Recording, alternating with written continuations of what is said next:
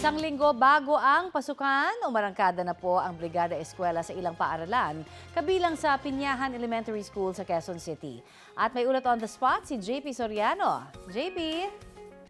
Connie, mga kapuso, sa pagsisimula ng taunang Brigada Eskwela ngayong school year 2025-2026, ang paggamit ng mga ligtas at environment-friendly na pintura at iba't ibang repair materials ang isinulong ng grupong Eco Waste Coalition dito nga sa Pinyahan Elementary School sa Quezon City.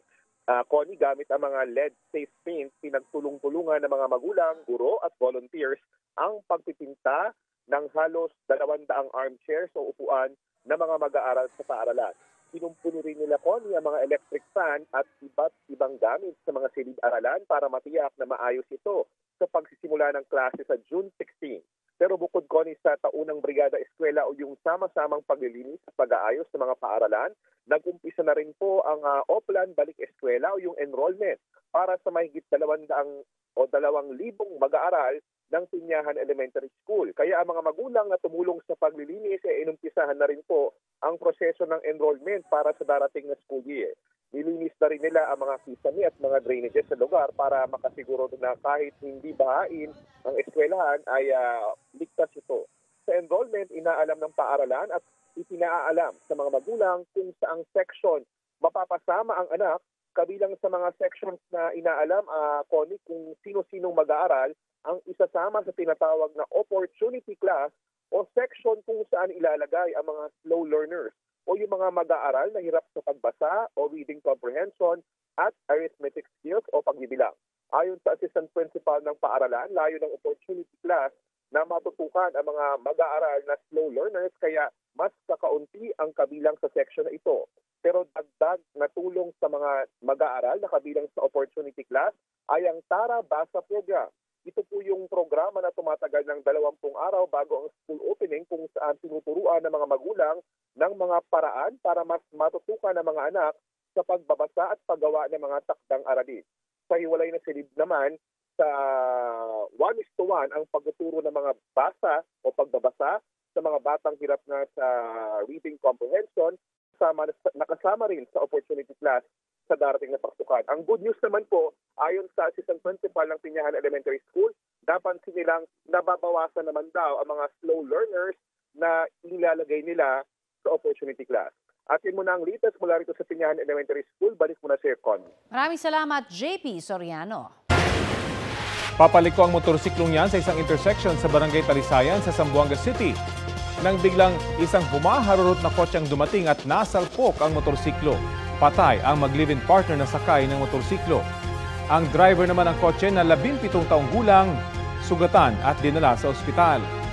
Iniimbestigahan pa ang insidente. Update naman tayo sa binabantayang low pressure area sa bahagi ng La Union. Kausapin natin si Pag-asa Assistant Weather Services Chief Chris Perez. Magandang umaga at welcome sa Balitang Hali. Magandang umaga, Rafi, at sa lahat po na ating mga taga-subaybay. Opo, gaano po kalaki yung epekto sa lagay ng panahon ng binabantayan yung LPA? Sa ngayon, Rafi, yung low pressure na tinatayang nasa layong 300 kilometers kanluran ng Bacnotan, La Union ay maliit ang tsansa nitong makapekto sa ilang bahagi ng ating bansa. Subalit, paalala po, meron pa rin pong habagat na inaasahan natin posible pa rin magdulot ng mga pag-ulan dito nga sa ilang lalawigan sa kanlurang bahagi ng Luzon at ng Visayas within the 24-hour period. Pero magiging bagyo po ba ito? Medium ang chance nito maging bagyo. Ibig sabihin, posible itong maging bagyo but we're not expecting na within the 24-hour period. Likely beyond the 24-hour period, baka bukas ng tanghali onwards ay posibleng tumaas yung chance nito maging bagyo, Rafi. Nabanggit niyo po, meron pang hanging habagat. Pinapalakas ba nitong LPA? Somehow ay na-impluwensyahan po nito yung habagat. Kaya nga nagpalabas pa rin po tayo ng weather advisory, particular na sa mga pag-ulan na dulot ng habagat, na in the next 24 hours ay posibleng maramdaman nga sa mga ilang lalawigan dito sa kanlurang bahagi ng Luzon at ng Visayas. Sa ilang bahagi po ng Luzon at Mindanao na matinding baha yung naranasan dahil sa ulan, magpapatuloy po ba yan? Dito naman sa may Mindanao, Rafi, we're expecting na dahan-dahan ng mag-improve yung weather sapagkat yung epekto ng ulan or yung ulan na dulot ng habagat ay nakakonsentrate na dito nga sa kanlurang bahagi ng Luzon at ng Visayas in the next 24 hours. pero hindi natin sinasantabi na sa mga susunod na araw ay posibleng magkaroon ng panibagong bugso ng habagat na posible ring makaapekto sa Mindanao area din. Kaya pinapayuhan natin yung mga kababayan natin dyan sa Mindanao na patuloy nga mag-monitor sa weather updates natin at maging sa mga localized thunderstorm at rainfall advisory na ipapalabas naman na ating Mindanao Pag-asa Regional Services Division. Ganun po ba rin dito sa Luzon na nakaranas ng mga pag-ulan itong weekend? Tama po, no? Kung magiging bagyo itong binabantayan nating low pressure, likely beyond the 24-hour period, ay palalakasin ito yung habagat. Kaya asahan natin na posible pa rin po may mga pag-ulan sa mga susunod na araw dito nga sa kanlurang bahagi ng Luzon at ng Visayas at maging sa ilang bahagi po ng NCR ng Southern Luzon area, particular na dito sa Metro Manila. Kaya antabayanan din po ng mga kababayan natin yung update natin sa low pressure at yung weather advisory natin patungkol naman sa habagat. Meron pa po ba kayo ibang sama ng panahon na namamataan at ilang bagyo pa inaasahan para sa buwang ito? Sa buwan ng June, Rafi, nasa natin posibleng 1 hanggang 2 bagyo ang makaapekto sa ating bansa, either tumawid or mabuo lamang sa loob ng PAR at mamalagi dito sa karagatang Pasipiko. No? Kumbaga, chances are pwedeng may maglalandfall, pwedeng gigilid lang na ating bansa, or pwedeng hindi naman talaga tatama na ating bansa. In terms of weather system naman, inaasahan natin na aside sa habagat at itong potential na bagyo, ay posible pa rin tayo makaranas ng mga iba't ibang weather system gaya ng mga localized thunderstorm or mga low pressure ditong buwan ng June, Rafi. Okay, maraming salamat, Pag-asa Assistant Weather Services Chief Chris Perez.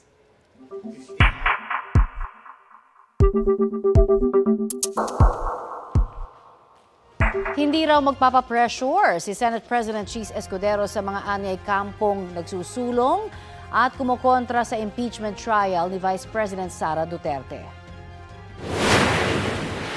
Ang gusto nila, madaliin namin yung aming constitutional duty. Gagampanan namin yun, pero hindi sa oras na gusto nila porkit nagmamadali sila. Wala namang nagsabing hindi namin gagampanan yun dahil sabi ko nga, proseso ito. Hindi sa oras na gusto nila, hindi sa pinili nilang panahon. Git ni Escudero, hindi pwedeng madaliin ang impeachment trial at magsagawa ng paglilitis kahit sila'y naka-recess gaya ng panawagan noon ng ilang individual. Hindi rin daw siya sang-ayon sa proposed timeline ni Senador Francis Tolentino na gawin ang impeachment trial mula June 11 hanggang 30.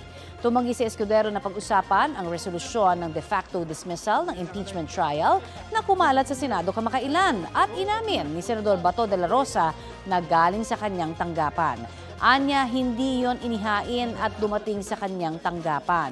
Wala pang komento sina Tolentino at de la Rosa kaugnay sa sinabi ni Escudero. Nagkilos protesta ang ilang grupo sa Senado para agarang simulan ang impeachment trial ni Vice President Sara Duterte. At live mula sa Pasay, may ulat on the spot si Maki Pulido. Maki? Sa ilalim ng matinding init ng araw, nangalampag sa tapat ng Senado ang iba't ibang grupo, kabilang narito ang Tindig Pilipinas, Mamayang Liberal at Akbayan. Dismayado sila sa anilay pagkaantala ng pagsisimula ng impeachment trial laban kay Vice President Sara Duterte. Sinimula ng plano para sa rally na ito nang kumalat ang petisyon ni Senator Bato de la Rosa na ibasura ang impeachment laban sa bise. Pero kahit na so far, nakatakda ang convening ng impeachment court sa Miyerkules, June 11, may halo pa rin daw kasing kaba na hindi simula ng impeachment. Pinuna nila ang pamunuan ng Senado sa anilay pagkakaantala. Kung sinimulan daw ito nung i-file sa Senado ang impeachment complaint, may panahon pa sana bago matapos ang 19th Congress. Panawagan nila, ihinto na ang transactional politics. Tama na raw yung mga maneuverings. Panahon na raw para gawin ng mga senador ang tama. Bago matapos ang programa, dumating at nakilahok si ML Party List Representative-elect Laila De Lima. Mensahe niya kay Senate President Cheese Escudero, simulan na agad-agad ang impeachment, huwag nang magteka-teka, maaari raw na magsagawa ng pre-trial sa 19th Congress at ituloy ang mismong trial sa 20th Congress dahil wala naman daw balakid na gawin ito. Huwag daw dapat gumawa ang Senado ng masyadong siksik na schedule na hindi madidinig ng tama ang mga ebidensya sa impeachment case. Rafi? Maraming salamat, Maki Pulido. Bumida ang mga pang-world class sa talento ng ating mga kababayan sa Philippine National Day sa Expo 2025 sa Osaka, Japan. Binagsarin po ang Philippine Pavilion doon kung saan tampok ang mayamang kultura ng Pilipinas. Balitang hatid ni Katrina Son. Inabangan ng ating mga kababayan ang Philippine National Day na idinaos sa Expo 2025 sa Ray Garden dito sa Osaka, Japan. Ang tema ng pagdiriwang, ang Hinabing Hiraya Woven Imagination. It talks about honoring our past, embracing our present, and creating our future together. The importance still is human connection. And in the Philippines, we continue to empower our people. We are happy that we have an opportunity that aside from what they can see in our pavilion, they will also be able to see our live performers and hear from our government officials about our relations with the Philippines and Japan and what they can expect by visiting our pavilion, but more importantly, by visiting, by investing, by touring the Philippines. Nagtanghal ang National Living Treasure for Chanting na si Rosie Godwino Sula at sinundan ng iba't ibang cultural dances. Kabilang ang performance ng Ramon Obusan Folkloric Group.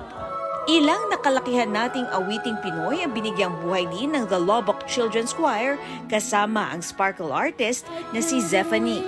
Pinalakpakan din ang pagtatanghal ng The Voice Season 26 champion na si Sofronio Vasquez. May pop-up performances din.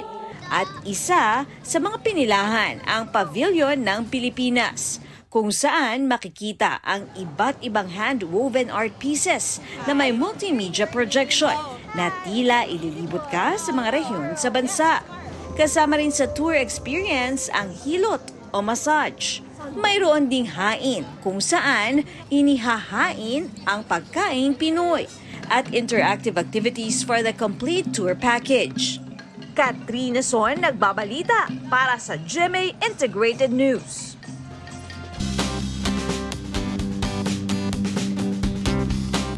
Binisita ni Pangulong Bongbong Marcos ang ilang paaralan sa Bulacan para sa Brigada Eskwela. May ulat on the spot si Ian Cruz. Ian? Yes, Connie, kabilang nga itong kinaroroonan natin na Tibagan Elementary School dito sa San Miguel, Bulacan sa mga binisita ni Pangulong Bongbong Marcos para nga sa Brigada Eskwela. At Connie, kabilang nga sa natunghayan ng Pangulo kanina yung inaanay na bubong nitong paaralan. Ayon kay Principal Casimiro Reyes Jr., 14 out of 17 na mga classroom ang inaanay. Pinapapalitan na ito ngayon ng steel trusses. Dinalaw din ng Pangulo ang isang lab kung saan may nag-aaral ang mga estudyante sa tulong ng isang educational website. Kaya naman bukod kay Secretary Angara, ay naroon din si Secretary Aguda ng DICT. Kinumusta rin ng Pangulo ang nasa 200 bagong hire ng mga guro ng lalawigan ng Bulacan. Ani Marcos, patuloy na pinapaganda ang kalagayan ng mga guro kasama na ang pag-aalis sa mga admin task nila para nakatutok na lamang sila sa pagtuturo. Sa isang ambush interview naman, sinabi ng Pangulo na maayos naman daw ang magiging pagsisimula ng klase. Handa raw tumulong ang mga guro sa 27 million na papasok na mga mag-aaral ngayong susunod na linggo. Ang napansin daw niya, kailangan ng maayos na comfort room ng mga estudyante. Kailangan din daw na may tubig ang mga ito para matiyak ang kalusugan ng mga mag-aaral. Napansin din Connie ng Pangulo na may mga gusali siyang na inspeksyon na Marcos type pa na dapat ay 20 to 30 years ay napalitan na pero hanggang sa ngayon ay ginagamit pa, kaya kailangan daw ng rehabilitasyon ng mga ito, sabi ng Pangulo. Connie, itong nasa likod natin, ito yung isa sa mga Marcos type na ayon sa mga guro dito, dekada sa 70s pa, nung itinayo. At ito yung kabilang sa mga binabanggit ng Pangulo na kailangan ng ipakumpuni ngayong nagpapatuloy nga ang school year. Connie? Maraming salamat, Ian Cruz. Panalo ang Arellano Chiefs kontra Letran Knights sa Game 1 ng NCAA Season 100 Men's Volleyball Finals. Sa 4 na set na nilaro ng Arellano at Letran kahapon, dikit ang scores sa una, pangatlo at huling set. Isang panalo pa ang kailangan ng Arellano Chiefs para makuha ang kauna-unahan nilang NCAA Men's Volleyball Championship title. Sa Women's Division naman, isang panalo na lang din ang kailangan ng Benilde Lady Blazers para maging 4-peat champions. Tinalo nilang Letran Lady Knights sa loob din ng 4 na sets, 3-1. Sa Miyerkules, June 11, ang Game 2 ng Best of 3 series ng NCAA Men's and Women's Volleyball Finals.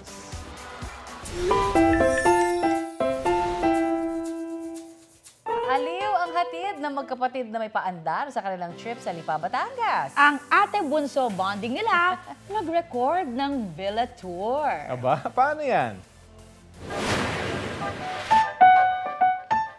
Ayan, no? Buwis buhay sa pagtumbling at pagbukas ng mga pinto si Charles Makasaip. Habang nagbe-video naman ang kanyang ate na si Kuku. Ang kanilang goal, aesthetic villa tour. Mula entrance, pool area, dining area, living room at kahit bathroom, pasok yan sa video. Basta ba'y mabilis ang kilos ni Bunso. May extra motivation yata. Ang paandar na yan ng magkapatid may halos 3 million views na online. Trending! Napagod ako kay Bunso. Tumbling eh, no? Yes.